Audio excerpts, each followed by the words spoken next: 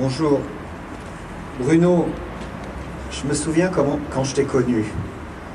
Je me souviens de ce coup de téléphone au cabinet médical en janvier 2008. C'était un journaliste de l'Humanité qui m'appelait pour recueillir ma réaction. Vous êtes au courant ? Un patient atteint du sida a entamé une grève des soins pour attirer l'attention sur les conséquences des franchises. Je me souviens que cette nouvelle m'a glacé, mais ne m'a pas surpris. Parce qu'en 2006, quand j'avais vu Nicolas Sarkozy gesticuler à la Convention Santé à l'Assemblée nationale et annoncer « Nous parlons d'assurance maladie, y a-t-il une assurance sans franchise ?» J'ai saisi immédiatement que cette volonté de responsabiliser les personnes handicapées, les cancéreux, les sidéens, les accidentés du travail aurait des conséquences à terme dans la vraie vie des gens, dans la chair des malades. J'avais dénoncé les fossoyeurs de la santé dans un livre qui était paru un peu avant l'élection présidentielle et que les médias avaient quasiment tous passé sous silence. Et puis j'avais lancé l'appel contre la franchise, repris par de nombreuses organisations. Mais aujourd'hui, un homme se mettait en danger de mort. Et dans l'univers infect de télé-réalité dans lequel on nous condamne à vivre, cela soudain promettait de l'audience. Les caméras se sont tournées vers lui. Certains lui ont même demandé un certificat médical attestant qu'il avait bien cessé son traitement.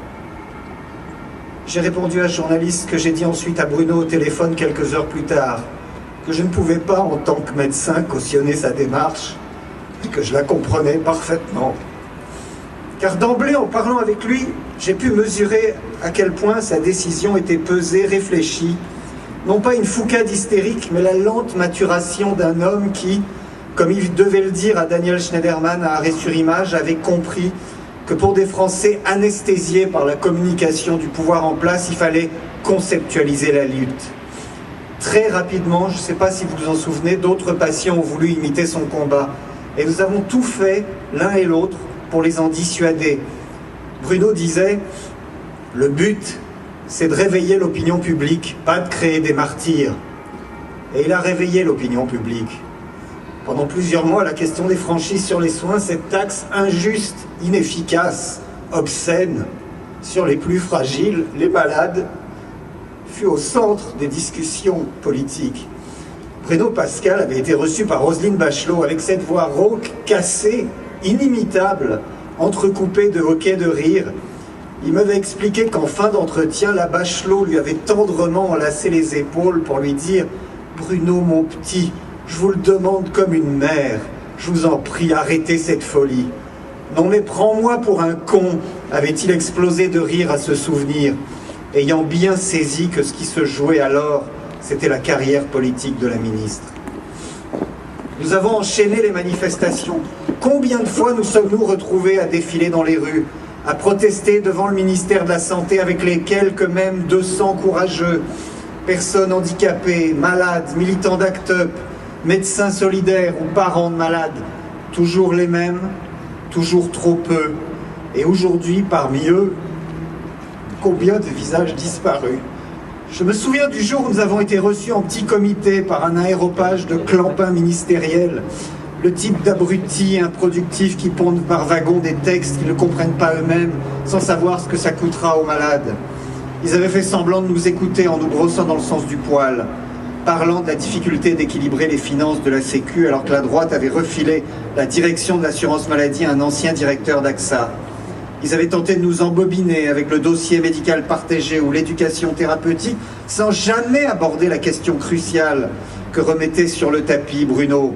La responsabilité des patients était un choix politique délibéré, une des étapes d'une stratégie qui consiste à désengager progressivement la sécurité solidaire de 1945 et à confier la gestion de la santé aux assureurs, pour tenir, comme en Grèce et en Espagne aujourd'hui, une orthodoxie financière souhaitée par les banquiers et les spéculateurs sur le dos du peuple, des patients et des médecins. Nous savions, nous, Bruno et moi, ce qu'avait révélé pour la Cour des comptes Philippe Séguin, à savoir que les franchises récupéreraient 850 millions d'euros par an dans la poche des plus malades, au nom de la solidarité, quand le simple fait de taxer les stocks options à l'égal des salaires aurait ramené 3,5 milliards par an. Nous avons enchaîné les manifestations et le pouvoir a tenu bon car nous étions trop peu nombreux. Des centaines de milliers de signataires sur Internet, des centaines de milliers de sympathisants, mais au final, combien de militants, combien d'hommes et de femmes prêts à battre le pavé, à braver le froid? Sans relais politique fort, sans soutien politique appuyé, notre combat fut voué à l'échec. Je m'en suis rendu compte, Bruno aussi, mais longtemps cela ne nous a pas empêchés de nous battre, parce que la cause était juste, et que, au moins un temps, il n'est pas nécessaire d'espérer pour résister. Un temps. Puis, devant le prix personnel à payer, je me suis retiré progressivement de ce combat, tout en restant en contact avec Bruno, que j'ai eu au téléphone une dizaine de jours avant son décès. Nous avons parlé de sa maladie, de son essoufflement, de l'aggravation de sa santé. Je lui ai donné les conseils qu'à distance je pouvais lui donner. Il m'a parlé de sa famille, de ceux qu'il aimait, de ce compagnon, de son fils de cœur, des amis qu'il avait perdus. Nous avons parlé de Roselyne Bachelot, qui, après avoir soutenu les franchises sur les soins en disant qu'elles étaient un signe de solidarité, après avoir dépensé des centaines de millions en vaccins inutiles et inefficaces pendant la grippe H1N1, au prétexte que les généralistes et les infirmiers étaient incapables de respecter la chaîne du froid, finissait sa pathétique carrière sur D8 à déclamer en talons aiguilles des passages sado-maso écrits à la truelle de 50 nuances degrés. Après la chaîne du froid, avais-je dit à Bruno, Roselyne a choisi les chaînes au fion. J'aurais pu lui dire aussi, on marchandise la santé, on marchandise les humains, et un jour on finit marchandise soi-même. Je ne sais pas si Bruno l'a croisé à la manifestation pour le mariage pour tous, la veille de sa mort. Je ne sais pas s'il a pu la voir tomber dans les bras de Pierre Berger, ravi de nous voir nous rassembler en dehors des clivages politiques pour une cause juste. Parlons-en des clivages politiques, justement, puisque le changement qui nous était promis, le changement qu'attendait Bruno, c'était il y a 8 mois, maintenant. Jean-Marc Ayrault, en mars 2008, de telles franchises, avait-il écrit à Bruno, qu'il convient plus exactement d'appeler taxe sur les malades, remet en cause l'égal accès aux soins de tous nos concitoyens.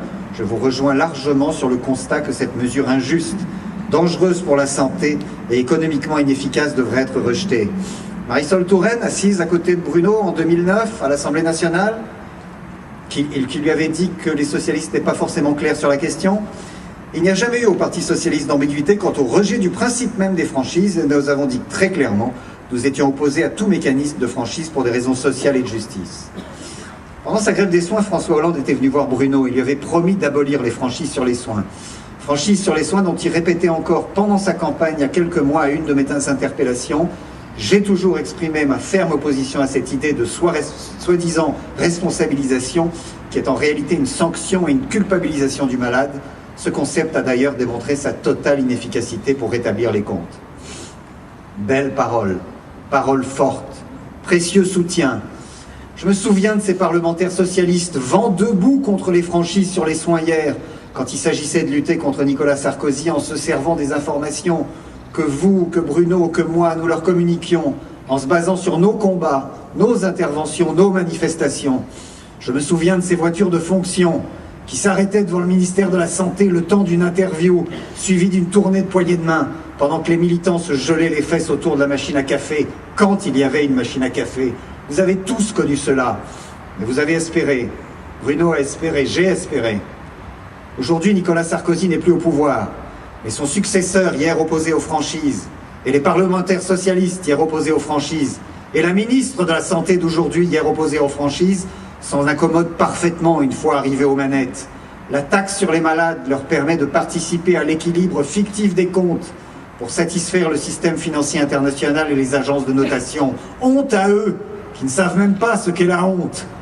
Ils laissent en place les mêmes assureurs, les mêmes techniques de management de l'assurance maladie, désignant aux malades leurs médecins comme des rapaces sans conscience.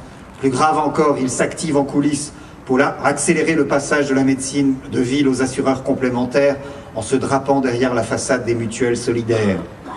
Bruno, tu m'avais dit, avant de te lancer dans ce combat parmi d'autres, le but est de réveiller l'opinion publique, pas de créer des martyrs. Eh bien, nous avons réveillé l'opinion publique un temps, mais sans relais politique honnête, nous avons été vaincus et nous avons eu des martyrs. Il n'est pas nécessaire d'espérer pour résister. Parfois, on résiste simplement parce que la cause est juste. Et comme nous l'enseigne l'histoire, il peut arriver à des militants sincères, non pas tant d'être vaincus par l'ennemi, mais d'être trahis par leur propre chef, par des gens qui ne savent pas ce que veut dire la parole donnée, qui ne savent pas ce qu'est la honte. Comme disait en Espagne en 1937 un vieux combattant des brigades internationales, un jeune arrivant après la défaite de la Jarama, « No pasaran, tu parles, et nous ont bien pas sarané la gueule. » Je me souviens de ta voix cassée, inimitable, Bruno. Je me souviens de ton courage, de ta dignité, de ta gentillesse, de tes colères, de ta noblesse. Je me souviens que ce combat était juste. Salut mon ami, salut frangin, salut camarade.